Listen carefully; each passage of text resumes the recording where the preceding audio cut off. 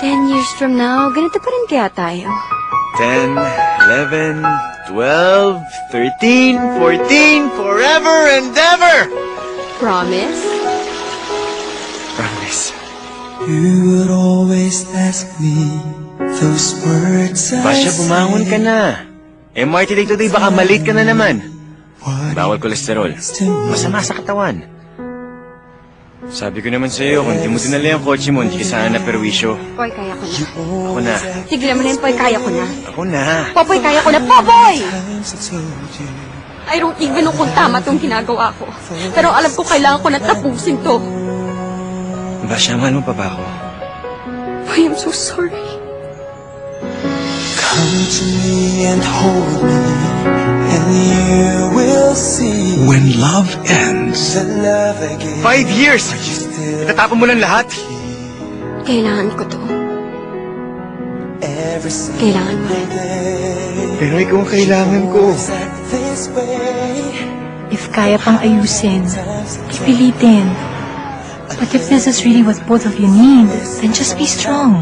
Magiging mahirap at masakit, pero hopefully, all the pain will be worth it.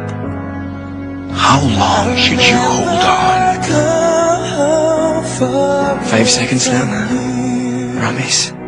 5 seconds. the sky will 1, 2, that I need you 3. Please. for this is all I 5. know. I'll never go far away from you. How soon should you let go? Bash, Popoy, this is Mark, bago kong office mate. Mark, si Popoy. Mark, pare. Not so nice to meet you. Pagpakating-kating ang palitan ako. Tama na, please. Tama na. Malaki lang ang katawan mo, pero hindi mo kayang patumbayan. Popoy, umuwi ka na! Mahal kita. Aking sakit na.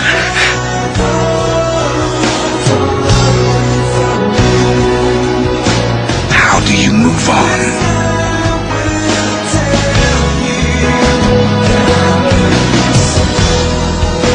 Hey, Rian! Hi, Sam! Hi, Basha! Born yan! Ito kasi si Chino. Ikaw, alam mo, binigyan pa kay Kenneth. Bagong baby ni Popoy. Ako naman may gusto nito, di ba? Pero bakit ang sakit-sakit? Ang totoo hanggang ngayon, umaasa pa rin ako na sabihin mo sa akin na ako pa rin. Ako na lang. Ako na lang ulit. She loved me at my worst. You had me at my best. And you chose to break my heart. From Star Cinema comes a story about how true love waits for, hopes for, and needs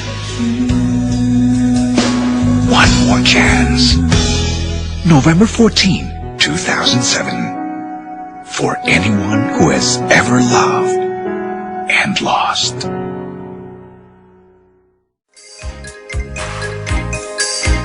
Minsan, ang sabi niya sa akin, sandali na lang.